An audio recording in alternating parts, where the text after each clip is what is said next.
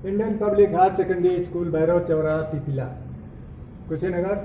Online class कक्षा 11 में आप सभी का स्वागत है। आज हम कबीर द्वारा रचित साखी पाठ से साखी नंबर 11 के विषय में बतला रहे हैं। संदर्भ के विषय में तो हम आप सभी को पहले ही बतला चुके हैं कि संदर्भ कैसे लिखा जाता है।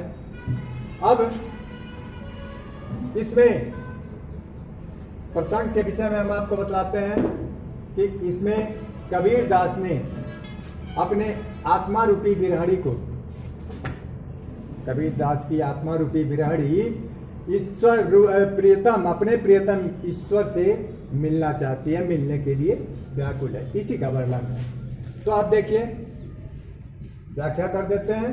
तो कबीर दास जी कहते हैं कि हे ईश्वर, आप मुझ आत्मा रूपी बिरहड़ी को या तो मौत दे दो या अपना स्वरूप दिखला दो, अपना दर्शन दिखाओ, या आप अपने में मुझको विलीन कर लो। क्योंकि 8 पहर का दाक्षड़ा, 8 पहर का मतलब रात दिन, रात दिन विरह रूपी अग्नि में जलना मुझसे सहा नहीं जाता है, अर्थात आपसे बिछुड़ कर अलग रहना मुझसे सहा नहीं जाता है। एक बार फिर देखिए, कबीरदास जी कहते हैं कि आत्मा रूपी बिरहड़ी कहती है कि हे प्रियतम या हे ईश्वर,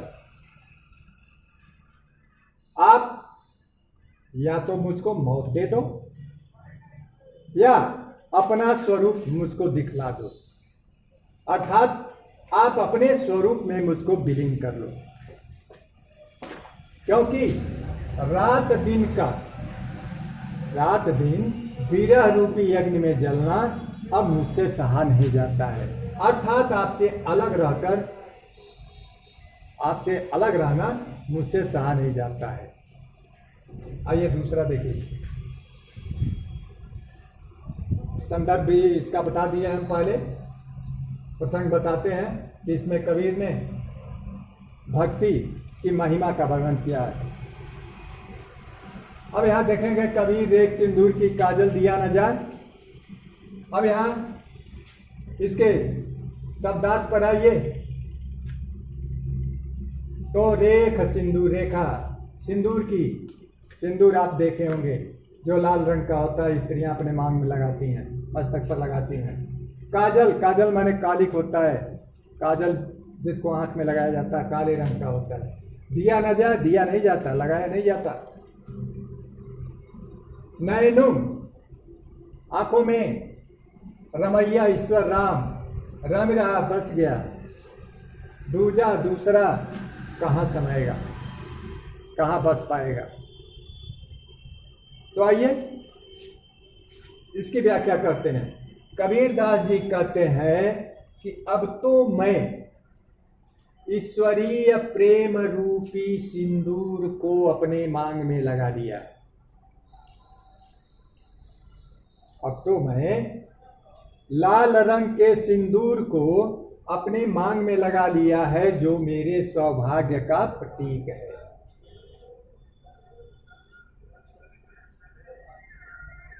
काजल दिया न जाए, जब मैंने ईश्वरीय प्रेम रूपी सिंदूर को अपने मांग में लगा लिया है, तो अब काजल, काजल का मतलब कालिक लगाया नहीं जाता। कालिक का मतलब यहां पर होगा सांसारिक वासना। कालिक, काजल का मतलब क्या होगा? सांसारिक वासना। तो भाव कबीर दास जी का है कि अब तो मैं ईश्वर के भक्त में, ईश्वर की भक्ति में रम गया हूं, अर्थात ईश्वरीय प्रेम रूपी सिंदूर को मैंने लगा लिया। अब मेरे हृदय में भक्ति की भावना जागृत हो गई है, जिसके कारण काजल दिया न जाए, अब मुझसे सांसारिक वासनाओं की कोई जरूरत नहीं है। अब मुझे सांसारिक वासनाओं की कोई जरूरत नहीं है। नैनो रमैया रम रहा, अब तो हमारे आंखों में रमैया ईश्वर रम गया, बस गया है। अब तो मैंने अपने प्रियतम राम को अपनी आंखों में बसा लिया है, इसलिए दूजा दूसरा कहाँ समाए। अब ईश्वर के अलावा मेरे लिए किसी दूसरे का कोई स्थान नहीं है। भाव कवि का यह है कि अब मेरे अंदर ईश्वर के प्रति भक्ति की भावना जागृत हो गई है, हमारे हृदय में ईश्वर बस गया है, जिसके कारण अब सांसारिक वासनाओं की मुझे जरूरत नहीं है। इसलिए मुझे संसार की हर एक वस्तु अनावश्यक लगती है। आगे देखिए अगले दोहे को, तो इसमें भी प्रसंग में लिखेंगे कि कबीरदास ने इसमें भी भक्ति भावना के विषय में वर्णन किया है। जैसे आप देखें, थोड़ा सा हम शब्दार्थ के विषय में बतलाते हैं। शायर, शायर लिखा, शायर, शायर मीन्स होता है सागर। शायर मीन्स क्या होता है? सागर। नहीं है, सागर नहीं है। सीप बिन, वहां सीप भी नहीं है, सीपी जो समुद्र में रहती है वह भी नहीं है। इतना ही नहीं है, स्वाति बूंद भी ना है, स्वाति नक्षत्र की बूंद भी नहीं है। कबीरदास जी कहते हैं, कबीर मोती नीपजे, मोती का मतलब मोती, नीपजे उत्पन्न होती है। शून्य शिखर गढ़माय, शून्य शिखर अर्थात ब्रह्मरंध्र में, गढ़माय शरीर रूपी किले में। गढ़ माने किला होता है, तो यहां गढ़ से होगा शरीर रूपी किले में। आइए अब इसकी व्याख्या हम करते हैं। कबीरदास जी कहते हैं कि इस शरीर रूपी गढ़ में, किले में, इस शरीर रूपी किले में सुषुम्ना नाड़ी के ऊपर, सुषुम्ना नाड़ी के ऊपर, आप यहां देखें, यहां पर ब्रह्मरंध्र होता है। तो कबीरदास उसी के विषय में बताते हैं कि इस शरीर रूपी किले में सुषुम्ना नाड़ी के ऊपर ब्रह्मरंध्र स्थित होता है। वहां पर न सागर है, न सीप है, न स्वाति नक्षत्र की बूंद ही है, कुछ भी नहीं है। फिर भी वहां पर कबीर मोती नीपजे, कबीरदास जी कहते हैं फिर भी वहां पर मोक्ष रूपी मोती उत्पन्न होती है। एक बार फिर से देखिए, कबीरदास जी कहते हैं कि इस शरीर रूपी किले में सुषुम्ना नाड़ी के ऊपर ब्रह्मरंध्र स्थित है। उस ब्रह्मरंध्र में न सागर है, न सीप है, न स्वाति नक्षत्र की बूंद है।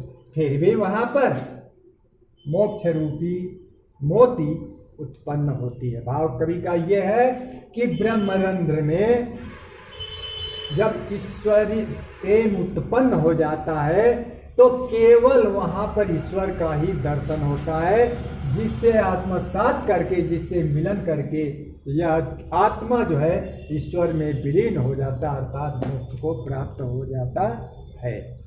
आइए अब इसके काव्य सौंदर्य के, तीनों के काव्य सौंदर्य को हम स्पष्ट कर देते हैं। तो भाषा में लिख देंगे सधुक्कड़ी, भाषा में क्या लिखेंगे? सधुक्कड़ी भाषा। अलंकार में रूपक, अनुप्रास लिख देंगे। इसके गुण में लिखेंगे प्रसाद गुण, शब्द शक्ति में लिखेंगे लक्षणा लिखेंगे, और छंद में लिख देंगे दोहा छंद। एक बार फिर देख लीजिए, इसकी भाषा क्या है? सधुक्कड़ी है। अलंकार में अनुप्रास रूपक, गुण में लिख देंगे, इसका गुण प्रसाद गुण है, और शब्द शक्ति में लिख देंगे तो लक्षणा है, और छंद में लिखेंगे तो क्या लिखेंगे? दोहा छंद। धन्यवाद।